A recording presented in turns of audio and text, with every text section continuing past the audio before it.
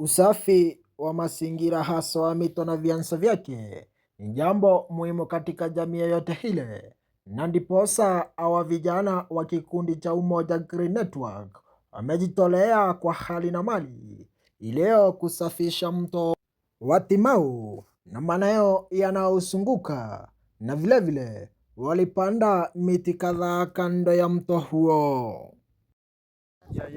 Guys, manze watu wa Timau, mimi Voice Poison, tukiwa na Asami wa Karafa Mr. Puri, activist wetu wa Timau, atawaambia mambo mengi. So kwa hapa leo, tuko hapa dumping site ya Timau. Tumetoka mto River Timau kufanya cleaning. Tumetoa uchafu mwingi sana, kilo mingi, hata ukiangalia vitu mingi pale ni hizo mapepa za sabuni, omo, hizo pampas zote zimejaa huko. So hizo ndizo vitu mingi. So hapo tumejua kwamba ni hawa watu wanafua nguo.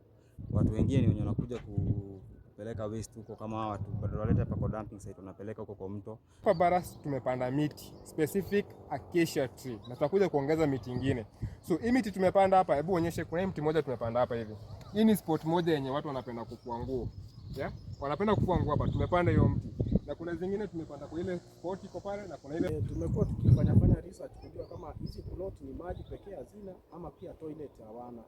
Juu tumerealize wanafanya open defecation huko maji. Wanajisaidia huko along the river. So mtu akijisaidia along the river, ukinyesha mvua kidogo, hiyo takataka yote inabebwa na maji. Huku vijana wakiendelea kujitolea kuhakikisha kwamba mazingira ni safi, hasa maeneo ya maji.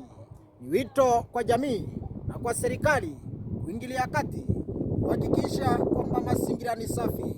Kelvin Masauti, Timau FM, nikiwa balanced.